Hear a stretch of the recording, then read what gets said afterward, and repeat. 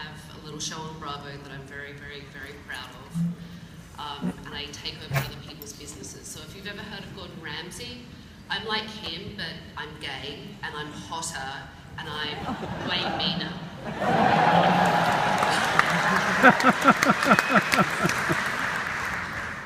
You know, I get nervous when I speak. I know if you've seen me, you don't expect that because you just think I'm a bitch all the time. And I am probably 90% of the time, but there's that 10% portion where I'm like a little kitten, all fragile and claws in and everything. You know, so when I was thinking about coming and speaking, I thought, God, I've led one of the most sheltered lives, I think, of anyone I've ever met. So I grew up in Australia, and my parents owned nightclubs in Australia that happened to be transgender nightclubs. And I grew up in them.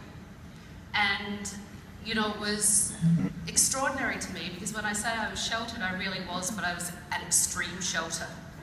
So I grew up going to a very twee, posh, little private school that was very religious and just had a good education for me. That's the only reason my mother sent me there.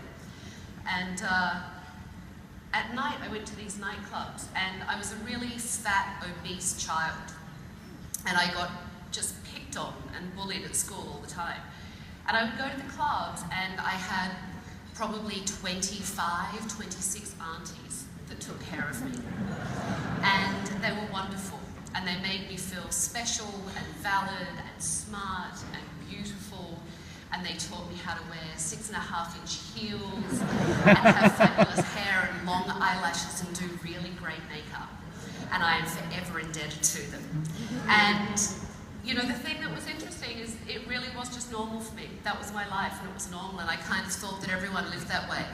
And I can remember being very young in the early 70s in Australia, and sometimes the girls would come in and they'd been beaten up and they'd been bashed. And because they couldn't get a job outside of the club, they couldn't do their trade and they couldn't pursue their passion and they couldn't do the things that they wanted to do because no one would hire them because they were, at the time, transvestites and going through their transition for a lot of them. And it was a safe haven for them to be able to perform. And even if it wasn't the passion that they wanted, they had a very strong dead mother that was my mother that took care of them and paid for a lot of their surgeries and helped them through their transitions and took them in when their families kicked them out and were there to wipe the blood away and kiss them on top of the head when they were beaten up and they had their bruises. And the one thing that I got out of it, and the thing that I've carried all the way through my life, is that you need to be authentic. You need to stand up for who you are. You need to believe in yourself, and even when other people don't believe in you, you need to have enough faith in yourself to realise that you're doing the right thing. So when I came out at a very young age and told my mother I was gay, it was very shocking to me that she was so surprised. I just thought, what the hell? Like, seriously? We've got this club full of queens, sorry, and I love you all. First gay wedding I went to, I know it wasn't legal, lesbians, hello, of course I'm gay. My mother was mortified. And, you know, I understood back then part of the reason was because she wanted me to get married and she wanted me to have a life where there was someone to take care of me forever and I could take care of them and love me and children, although we all know I hate children and that, you all know was what I couldn't stand, so that hasn't changed. But that's where it came from, and we obviously resolved that and moved on, and I came to America and got a TV show, yay for me. And it's really interesting because I sat down, I've been with my partner 16 years, she's not here so it's fine. It's probably 17 by now, I don't remember. Time flies. And I actually had to call her and say, A, how long have we been together, and I still can't bloody remember, so I'll get in trouble for that. And was talking about, you know, the speech. And I lost my train of thought. Oh, no I haven't. I was trying to work out when I came out, and then I realised I've been out longer than I've been in. Thank you. I appreciate that. I don't mind it at all. The thing that's funny though is when I got the TV show, when I came to America, as a lot of us that have experienced experience coming out, having to tell people, you do feel like you come out all the time. And I feel like I've come out to America so many bloody times that I really can't stand it anymore, because I got on Sheer Genius and everyone made this big thing about the fact that I was a lesbian.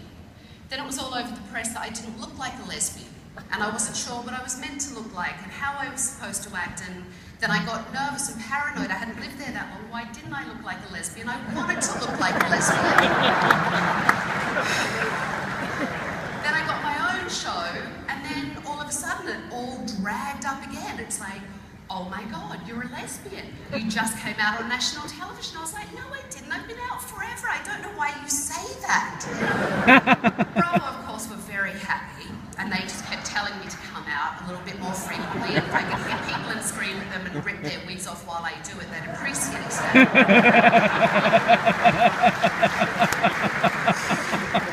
So, you know, again, I feel like I came out a lot, and I had a lot of flack from sometimes the press about it. It was also very funny because, again, growing up, the one thing, and my mother, who just recently passed away, always said to me, I won't say the word, but it rhymes with duck and it begins with fa.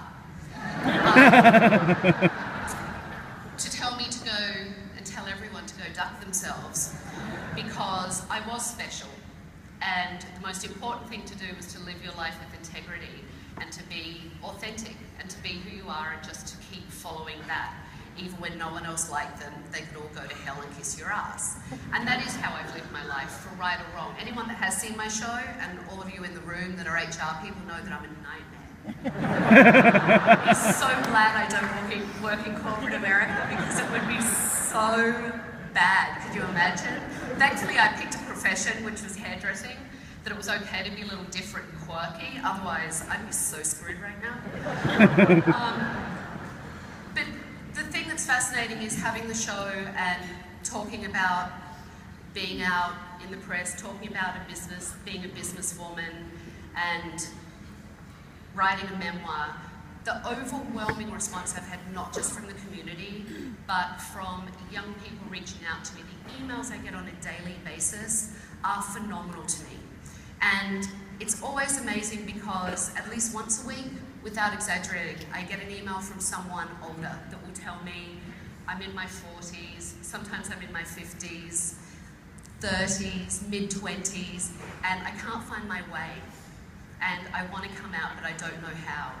And I don't know how to tell my family, or I came out to my family, but I don't know how to tell my boss, or I don't know how to tell my best friend, or I don't know what to do at work. What if people look at me different? What if people speak to me differently? What if people expect different things from me? And it's so fascinating to me that it's a problem, and that we're not all accepted, and based upon the way we conduct ourselves and the job that we do should be the most important thing, not whom I choose to go home to at night. That doesn't really matter. To me, being gay is no different than me having blue eyes.